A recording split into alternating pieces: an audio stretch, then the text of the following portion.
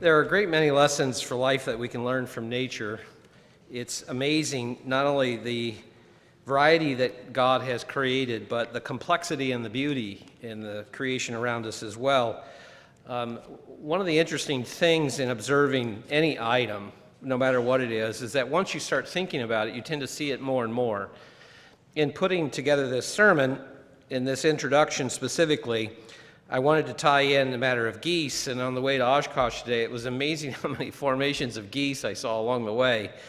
But this is one such example that we can look at it in God's creation. Scientists have learned a great deal from just observing why they fly in formation, this famous V formation that we see. And it's beneficial for a number of reasons. One of the most effective ways this is beneficial to them is that when they fly in this formation, they save a great deal of energy. I'll come back to that in a moment. But as they save this energy, all of the birds benefit. The lead bird is the one that is basically cutting the wind, slicing the air for the birds that are behind him. But they all receive the benefit of this upward air current. Basically, he or she creates this updraft that the rest follow on. It's been estimated that the whole flock, and I found this number too astounding. I actually went and verified it. It has been estimated the whole flock gets as much as 71% greater flying range than if each bird flew on their own, which is just an amazing thing to consider. The lead bird doesn't stay in the lead forever, so he's not doomed to be the one burning up all the most energy. When that bird gets tired, then he drifts back to the end of one of the legs of the V, and then one of the other birds towards the front moves to the lead. So they rotate this responsibility. Mankind has learned from this, and so we've probably seen this in movies if you've not been in an air show or something similar, but this is why military air forces will fly in a similar formation. It reduces the drag for the other airplanes as well. They follow a same principle here. Another example in looking at God's creation is what are called increasingly, the category, if you will, is therapy animals. Research is mounting and showing the calming effect that animals can have on humans. Hospitals, nursing homes, therapy centers, more are incorporating animals like dogs and cats to help patients be calm and relaxed. And the benefit of this, especially in those settings, is that it helps the patients to more quickly heal, whether it's physically, mentally, or emotionally. But even prisons have gotten in on this. There are a number of prisons that now allow certain prisoners to train service dogs. And they have found benefit in this as well, not just for the animals that can be trained, but what the prisons have found is that those involved in the training are less violent, and they have a better mental state because they have this animal to care for. And a lot of it is simply that they keep this animal in their presence for 24 hours a day. So they have the benefit as well. This is such a benefit, we actually make pets out of animals, all types of animals, mostly, probably more commonly, cats and dogs, but fish. People have lizards, they have snakes, they have all kinds of animals. And what they have found is that individuals who have animals generally have lower blood pressure, and they deal with stress better because the animal just sort of helps take that away from this uncertainty in life.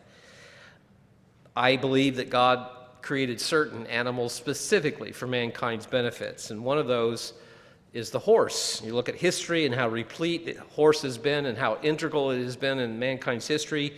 I think that's just one such example of what God has done specifically for mankind. But today I want to use that introduction to transition to another animal you probably don't consider very often, and that is today I want to talk about lessons from the yoke. And as I joked this morning, it's an oxen yoke, not an egg yolk. There's a great deal that we can learn from this as well, this aspect of God's creation. And if you're not familiar with what that looks like, that's what it looks like in practice. Horses, maybe you've seen, they're more common, especially in movies. When you look at wagons that are pulled, product that's being pulled. But oxen actually were more common, and there's a reason for that I'll come back to. But the hardware is different for these animals. Typically, horses are harnessed, and they pull the load based off their chest. Oxen are not as quick, but they're longer lasting. They go at a slower pace, but they can go typically further pulling a load, and they pull the load with their necks and their shoulders. So the yoke sits up high, as you can see in the pictures there, and we'll come back to that. But for centuries, the go-to animal for heavy pulling was the ox. And the term ox, if you're not familiar with it, it doesn't refer to a specific breed of cow, bovine. It can virtually be any type of cow. What makes it an ox is that it's trained to pull a load. And that sets them apart quite a bit, as we'll get into. While both male and female cows can be trained to pull loads, it's more common for males, and it's more common for them to be castrated males because they grow larger and stronger. Ox are talked about a fair amount in Scripture, especially in the Old Testament, usually connected with offerings. But a notable example is in Ezekiel 1, where in Ezekiel's recorded vision there, he talks about these creatures around God's throne having 4 faces, and one of which was an ox. It's a very interesting section of Scripture. But how many have actually seen oxen work? Just a couple, yeah. Usually it's in some sort of living museum or a working farm, specifically highlighting that sort of thing. But they're very interesting, and as we get into this, I want to first show you what kind of yokes they use. There are 2 primary types. The one on the left there is called a stationary neck yoke. This is a single beam that goes over the backs or the necks of 2 of the oxen, and then there's a bent piece of wood that loops around the neck and is attached to the beam. These both have different pluses and minuses. For this neck yoke, the plus side, the stationary rather, the plus side is that they work more closely together. They move more as one. The downside is that the ox can't move more independently. So the flip side is that they're more closely bound. That's a plus and a minus. The reason it's a downside is that if one ox gets tired, or especially if there's uneven ground, unsure footing, this yoke is more prone to what they call hauling or leaning. One ox will lean into the other, and that reduces the effectiveness of both of them. It also then increases the likelihood of injury. The yoke on the right is called a sliding neck yoke, and as the name implies, each ox is attached to the beam with a part of the harness or the yoke that can slide. Not a great deal, but a little bit. This allows then for individual movement and more comfort in pulling the load, but the greater benefit is that if there's uneven ground where these oxen are not going to be as able to be in lockstep, then this yoke works much better. So there are several points that I want to highlight today, and the first of which then is that a yoke passes on training. There's a great deal of effort that goes into training an ox.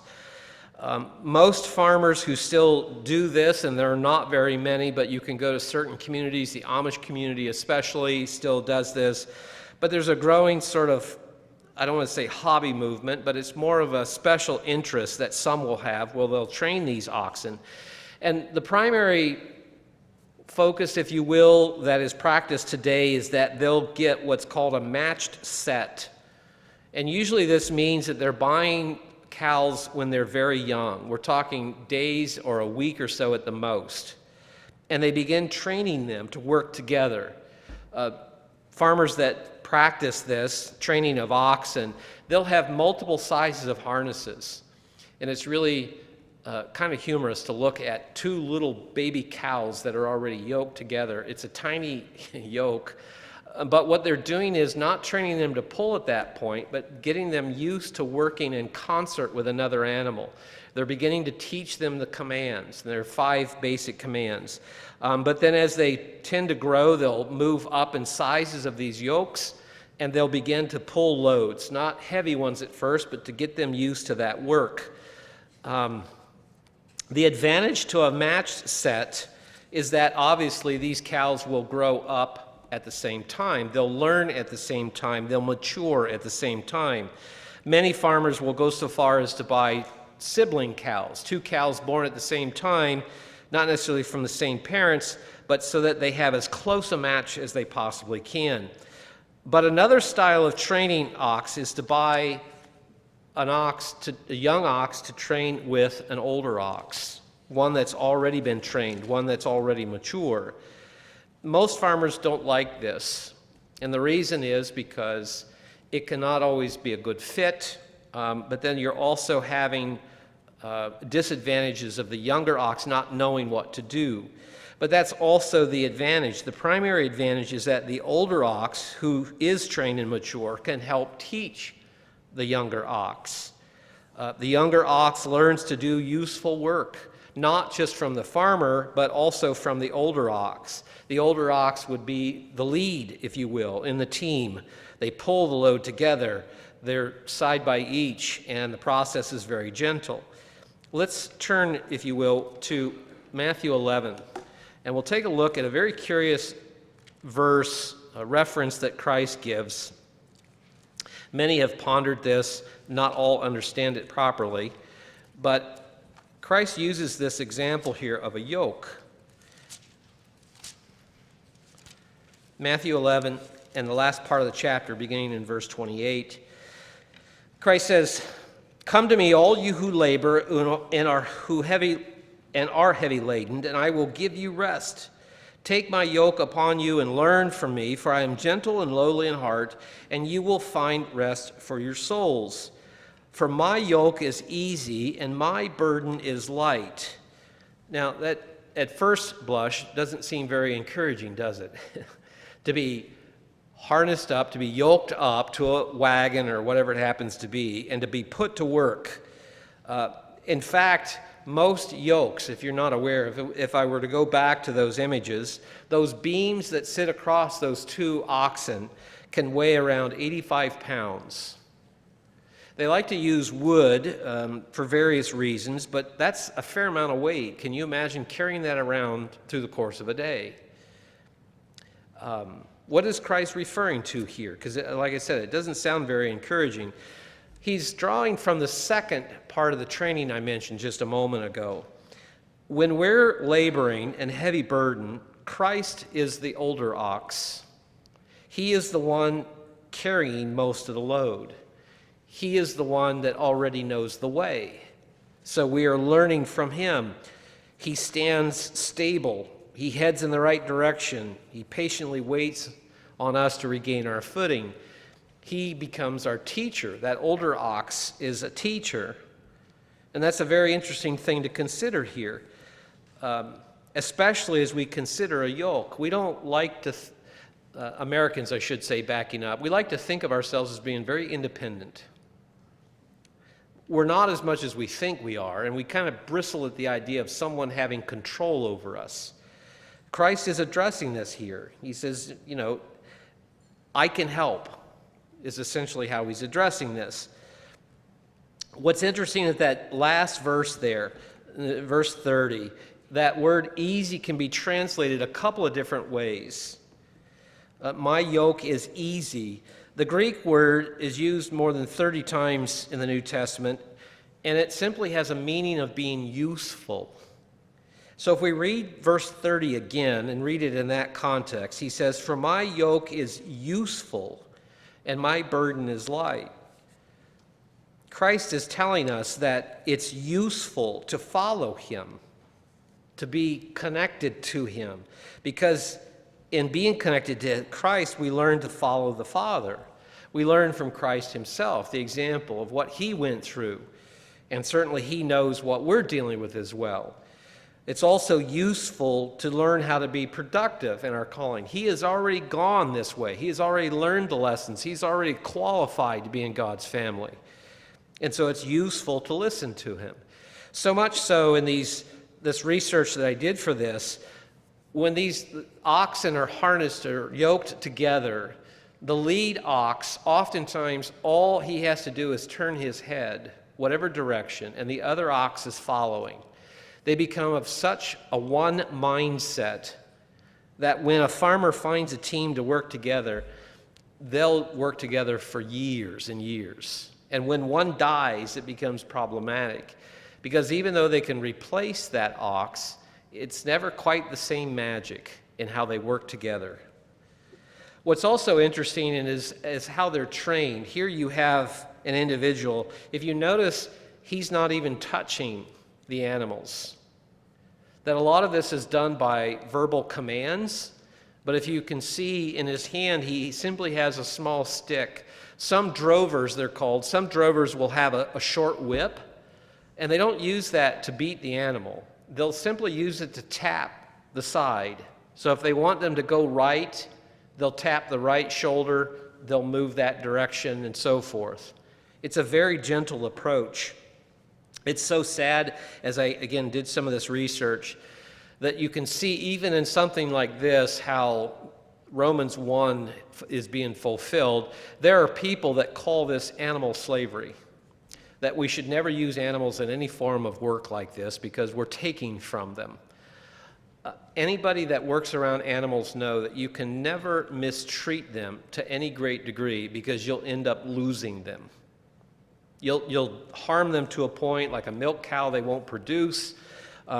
For an oxen, you need their cooperation, and you want their strength, so you're going to feed them well. You're going to take care of them. But the most important of the two here is the one closest to the drover. And I couldn't find the history as to why, but they always lead from the left. They always walk on the left side. Now, one of the advantages of oxen versus other animals or even machinery is that an ox walks at roughly the same pace as a man. So he will never outrun you, nor will you tire out walking beside them. But being beside them, then, he can give commands. And again, it's the lead ox that takes the role of directing between the two. Typically, the lead ox is the more calm one. It may not be the boldest or the most intelligent or even the most reliable, but when they're in yoke, that one takes the lead. That one becomes the one that drives it all. That's the one that's in control. Also, because the one on the left is near the drover, then he can also more easily see and hear the commands, specifically see. As you can see, that one on the right, they both have their heads down the same way. But the one on the right probably can't even see the drover because of the other ox next to it.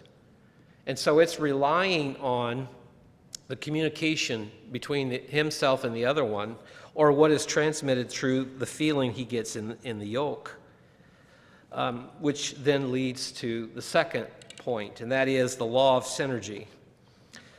We could also say a yoke maximizes effort. This is a lesson that was learned a long time ago, but more recently in terms of history as a whole. In 1885, there was something held called the World Series of Mule Team Competition. Mules are some of the strongest horses, if we want to classify them, equine, as we can possibly get. You take a donkey and a horse, and if they breed, you get a mule. A mule is sterile, they can't reproduce, but they have the strength and the size of a horse, and they have the docile nature of a donkey. They were also used as draft animals. But in this competition, what they would do is much like modern-day tractor pulls. They would attach a sled, and they would put weights on it and see how much weight you could put on it before they couldn't pull it. The winning mule team pulled 9,000 pounds, which is just a tremendous weight when you think of it. The second place team pulled only slightly less, and so someone came up with the bright idea, being impressed with these loads, how much can they pull if we put them together? So we're talking 4 mules. The guess was that it would probably be somewhere just a little more than 18,000 pounds, twice what they could each pull. But instead, as they placed more and more weight, they exceeded 18,000, they kept adding weight. The team together, the 4 mules, ended up pulling 30,000 pounds, which just astounded everybody. But this is the law of synergy. 1 plus 1 doesn't equal 2. 1 plus 1 equals 3 or 4 or 5, because your effort is multiplied. The dictionary definition of synergy is the working together of 2 things to produce an effort greater than the sum of their individual effects. And the word from the Greek that we get our English word is very similar, synergia, and it simply means joint work and cooperative action. So when we're in yoke, going back to Matthew 11 here, we're able to do more yoked to Christ. This is part of what he was saying here. My burden is light. It becomes much easier pulling it with someone else helping. How much more are we able to do in our calling from God because Christ is in the yoke with us? Let me put that another way. What would we be able to do, or how tired and frustrated would we be if this walk of ours before God was completely dependent upon us alone, with no help from Christ? If you have a marker and you want to leave it here, we will be back a little bit later, but let's go next to Luke 14. Luke 14 and in verse 19. We have here a section of Scripture as Christ was calling disciples, and then individuals began to give him different excuses. And at first blush, as we read these, many of these seem reasonable. But there was an agenda, if you will, behind each of these excuses being given that we need to consider that tie in with this today. So Luke 14 and verse 19 simply says, another one said to him, one of those giving him an excuse, I have bought 5 yoke of oxen, and I'm going to test them. I ask that you have me excused. Now, that's quite a number of oxen. This individual must be fairly wealthy to even purchase them to begin with, and then to have the work necessary to justify them. But he is not talking about testing them to see if they're capable of the work. You could do that in the course of a day. He very easily could have said, let me just finish this up. I'll be with you tomorrow. But he's asking to be excused completely, because it seems that what he's actually doing is saying, I need to train them. I need to make sure they're capable of doing the work. And that could be 3, 4, 5 years of training that's necessary before they're effective oxen that can be productive. He's looking for a reason not to follow Christ. And this defeats the law of synergy, doesn't it?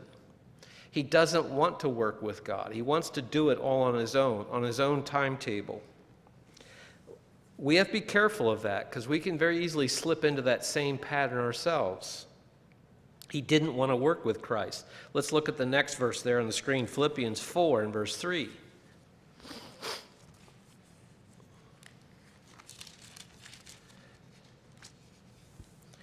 Philippians 4 and verse 3, Paul here writes to the congregation at Philippi, I urge you also, true companion, help these women who labored with me in the gospel, with Clement as well, and the rest of my fellow workers whose names are in the book of life. Now, what's the connection here? Why would I read this verse? Well, the verse says true companion in the New King James, which is what I'm reading from. In the King James Version, it translates the Greek true yoke fellow, which is a very interesting thing to consider. He is talking here about these individuals in the church at Philippi as being true yoke fellows. We're working together for what Christ wants us to do. But if we consider this back to the previous verses that we've read and talking about Christ, that also Christ is a true yoke fellow. We're looking at not a hierarchy, but rather a relationship of, I don't want to say equals, but, compatible. Christ is not a fake. He's not all show. He's not one to say and not do. Christ was the real deal. And he's right beside us as a champion and a companion. Paul was making the same comparison to what he was doing with the congregation there, that Christ will work with us, but we have to be yoked with him. We have to be a true companion with him. Because as you can imagine, not only with oxen, but when two people are not working together, it's worse than being alone, isn't it? Because now you're having to overcome someone fighting to go a different direction. Which leads us to point number 3. A yoke symbolizes instruction and submission. And we bristle at that in this country especially. We do not want to submit. And it can be something as basic as a difference of opinion. Look at the contention that can be generated just because I have a different opinion than you. The English word that's yoke in the New Testament comes from the Greek word, as you see it up there, tsugos. And it simply means to be coupled together, to be joined together. By extension, though, I found this definition interesting. It means servitude, that we're serving. A yoke doesn't give that impression initially, doesn't it? As some will say, it's slavery. And we bristle at that idea in this country as well. And even the Jews bristled at that thought. They said, we've never been in bondage to any man. Well, that's a pretty convenient amount of history to forget, isn't it? Even in their current state, when they said that to Christ, they were under the authority and the rule of the Romans. Metaphorically, this word sukos means, it can mean in context, bondage. That you're serving someone else, even if it's unwillingly, and that you're coupled to someone else. You're bound to them, whether you want to be or not. And so God used this in a number of examples, but one of the interesting ones is in Jeremiah 27. Jeremiah even gave a physical example, if you remember, where God had him walk around with a yoke on his shoulder. Now, for his sake, not that my opinion really matters in that case, but I hope that it was a single yoke and not a double. It would have been a whole lot easier and weighed less. But they understood the connection. They understood it represented slavery. In fact, at one point they took his yoke off and they broke it. The false prophets saying, this is not going to be the case. And Jeremiah said, well, we'll see. Just prove my point. Jeremiah 27, and in verse 2, God here speaking through Jeremiah says, make for yourselves bonds and yokes and put them on your neck. Now, this was not in the context of something good, because if you go on and read the chapter, he's talking about all these other kings and all these other nations that they'll end up submitting to. And then in the next chapter, Hananiah's false prophecy regarding this yoke. God was showing them that they were going to be coupled. They were going to have to serve in a way they didn't want to, because they had not served him. They had not been yoked with him the way they should have been. Let's go to Matthew chapter 12, the next verse there. Matthew 12 and verse 1. There's a larger context here in this chapter where Christ is trying to teach, and it revolves around the Sabbath day. The Jews had placed a number of restrictions, not just about the Sabbath day, but in terms of practical life and how it related to worshiping God. And they had done so to the point that they had taken all of the joy out of what God wanted them to do, and they had strained at the minutiae. And so even in this case, then, as Christ walked through the fields in verse 1, it says plucking heads. That's not really a good use of the translation. It's more like, they would take their hands and they would scoop the heads, and you would get the grains that would peel off between your fingers, which you could then just sort of rough the hull off and blow, and you'd have the raw grains, and you would just eat that. So he wasn't harvesting, he was just snacking. And so then they accuse his disciples, verse 2, of violating the Sabbath. And so then he reminds them of what David did in verse 3 and how he entered the house of God, verse 4, and ate the showbread. And some historians and commentaries have said this was probably not the showbread in the temple. David was not a Levite. This was why this was striking as an example. This was not what he was allowed to do. It most likely was the showbread that had been replaced, because if you go back and read the instruction, they would replace this bread every so often. But nonetheless, he even uses this as an example of something that was thought to not be lawful, but because of what he was doing before God, God allowed it. Or then he reminds them of how the priests profane the Sabbath in verse 5, and yet they don't break the law because of the work they're doing. And so then he says, and yet there's one greater than that in the temple. And so then verse 9, he left from there, he went into their synagogue, but there was this man with a withered hand. And so they asked him, is it lawful to heal on the Sabbath? And notice into verse 10, they didn't ask for a clarification or instruction. This is not a submissive inquiry. This is not a genuine desire to understand and more fully approach God. They're not asking for instruction. They're asking, it says, to accuse him. They already had in their mind what was acceptable. They're trying to set him up so they can justify accusing him. And so then he reminds them, what man is there among you who has one sheep, and if he falls into a pit on the Sabbath, will not lay hold of it and lift it out? The sheep will die before the end of the Sabbath day. They become too stressed and agitated. They could overheat. You go take care of the situation so you don't lose the animal. This is allowable. He says, or how much value then is a man than a sheep? They had lost that. They'd gotten to the point where their physical application was more important than the principle God was trying to teach them. And so then in verse 13, knowing this and essentially saying, I'm going to do it anyway because it's the right thing to do, he heals the man with the withered hand. And then the Pharisees went out and plotted, as it says, how they might destroy him. They missed it. They were not coupled with God. They were not serving God. And so they missed the instruction, and they ceased to be submissive.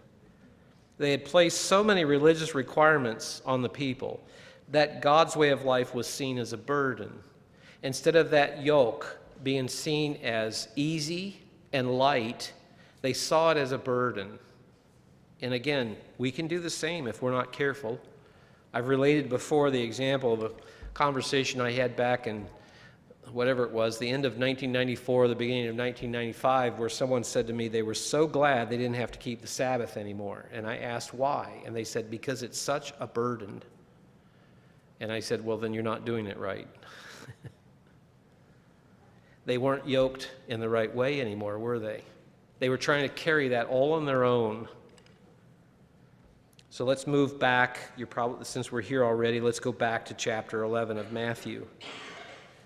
Matthew 11, and we're just going to read verse 30 this time to re-emphasize this, to read it again. For my yoke is easy and my burden is light, which I find also interesting because then it leads into what he's talking about in chapter 12.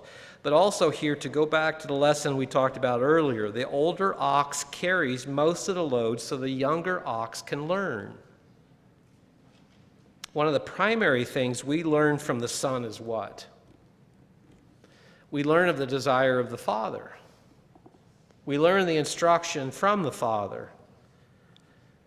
Now the question is, to whom are we yoked? And so then let's go to Romans 6:16 there on the screen. I mentioned how we, especially in this country, bristle at the idea of being a slave. And from time to time, there will be people that say that. I'm no slave to anyone. Much like the Jews said to Christ, we've never been under bondage to any man, and they don't remember their own history. If anyone says to you that they're not a slave, ask them if they have a mortgage. Ask them if they have a car payment. Ask them if they cannot pay taxes to their local municipality. That we are slaves in many ways to the lifestyles we have. But more importantly, in Romans 6:16, we are going to be bound to someone. The question is, to whom? And so Paul here writes, he says, "Do you not know that to whom you present yourselves slaves to obey, you are that one slaves whom you obey?" We are bound to someone, and the choices are binary. As it says here, whether of sin leading to death or of obedience leading to righteousness.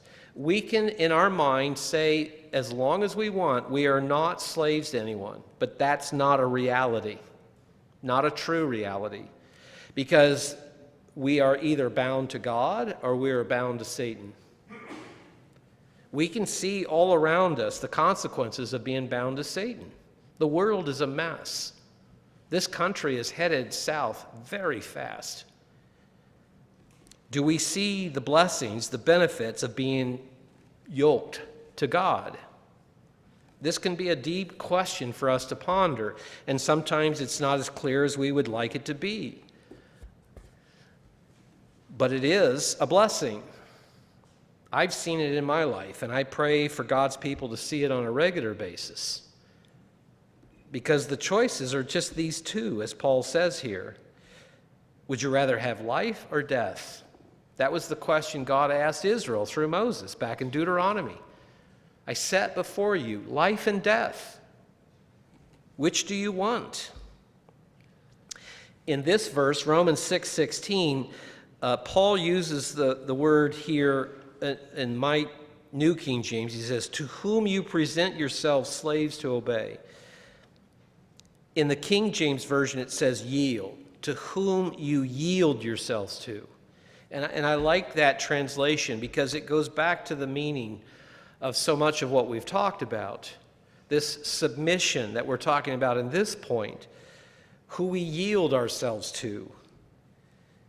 The Greek word has a meaning of standing beside, which is very interesting as well.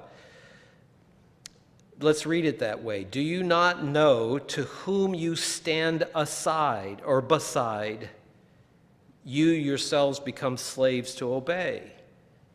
And again, setting aside the emotional context of that concept, who do we stand beside? The old expression, choose your friends wisely. Because they affect so much of what you do and what you become. I saw friends that I grew up with that began to choose bad friends. They would go do things that I knew would not lead them down a path they wanted. And sure enough, you get to a point down the road, and it can take some time. And this is the problem with seeing sin, isn't it? We don't oftentimes bear the consequences immediately. And yet, we're slaves to one or the other. Who do we stand beside? Are we yoked to righteousness? Are we standing beside righteousness? Or are we yoked to sin? Are we tied to that? Let's look at one final concept here in 2 Corinthians 6. There's a caution that God gives to his people through Paul here. And Paul was dealing with a lot in instructing the audience at Corinth, the congregation at Corinth. And it's easy to pick on them because we have it written for us. But the caution is that we don't become like the Corinthians. And one of the problems that the Corinthians had in coming into the church is that they didn't completely separate them from their attachment to the world they had, the life they used to have. And it can be equally hard for us as well. We're immersed in this world, the culture around us, and we're called to come out of it. But oftentimes we drag things with us. And it's understandable. It's what we know, but it's still what we're to overcome. And in 2 Corinthians 6 and verse 14, Paul says to this audience, but to all of us, do not be unequally yoked with unbelievers. To put it in context, look at the image that's there. A donkey and an ox. Are they the same strength? Are they the same height? I don't know if you can tell from that image. The donkey isn't even carrying that yoke. It's all resting on the ox. Are they going to have the same stamina, the same temperament, the same willingness to follow instruction? So you can see in a practical way what Paul is talking about here, to be unequally yoked. And it can be a very simple matter at times. You know, the comment, rather, that the apostles gave when they were called before the Sanhedrin after Christ's resurrection. They were commanded by the Sanhedrin not to preach. And then they were pulled in. They said, look, didn't we tell you not to talk about this? You remember their response? We ought to obey God rather than man. What becomes the priority? What are we yoked to? And being unequally yoked means that we do not have in common the primary thing. Because he goes on to say, what fellowship has righteousness with lawlessness? We just read that back in Romans 6:16. Are we yoked to righteousness, or are we yoked to sin, unrighteousness? What communion has light with darkness? They're completely opposites, aren't they? They're not going to pull to the same goal. They're going to be in opposition. Oxen are trained to be submissive, and they're given years to get to that point with patient and deliberate instruction. But when they are trained in such a way, they work together in harmony in a way that is very peaceful and very easy, and they're amazingly useful. They'll work in this manner for years and years for the farmer.